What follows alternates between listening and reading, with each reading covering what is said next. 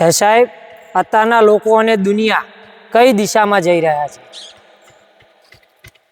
પહેલાંનો સમય હતો કે જ્યાં પીવા માટે પાણીની ગામ અને શહેરોમાં પરબો બંધાતી.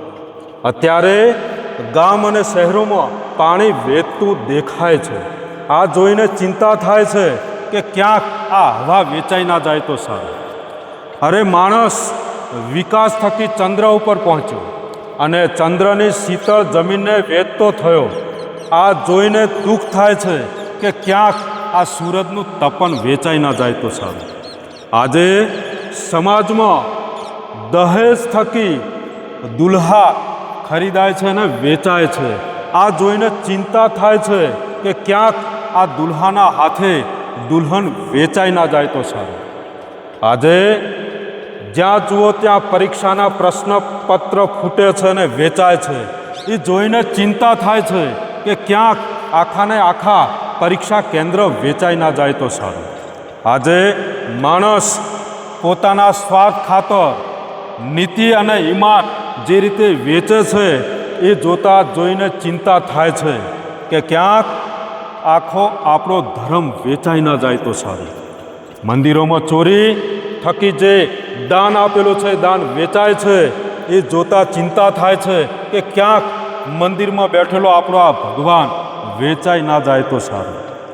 આજે સરકારી દફતરોમાં અને નેતાઓ પાસે જ્યારે કામ લઈને જઈએ છીએ ત્યારે લાંચ રૂશ્વત થકી જે સરકારી દફતર અને નેતાઓ વેચાય છે એ જોઈને ચિંતા થાય છે કે ક્યાંક આખો આપણો દેશ વેચાઈ ન જાય તો સારું.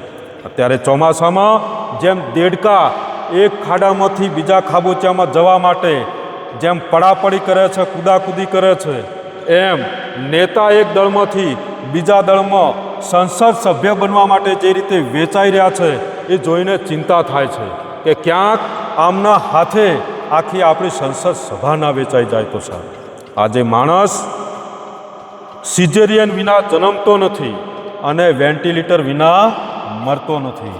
આ જોઈને ચિંતા થાય છે કે ક્યાંક ડૉક્ટરોના હાથે આખી માનવતા વેચાઈ ના જાય તો સારું.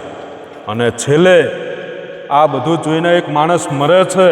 મરતા સમયે એની આંખો ખુલ્લી રહી જાય છે અને ખુલ્લી આંખોએ પડેલું સબ ચિંતા કરે છે સાહેબ કે ક્યાંક પોતાના ઉપર ઓઢાડેલું આ કફન માણસ દ્વારા વેચાઈ ના જાય તો સારું. કફન વેચાઈ ના જાય તો સારું. આ દિશામાં માનસાભાઈ લોકો અને દુનિયા જઈ રહી છે. વાહ વાહ સાહેબ, વાહ વાહ.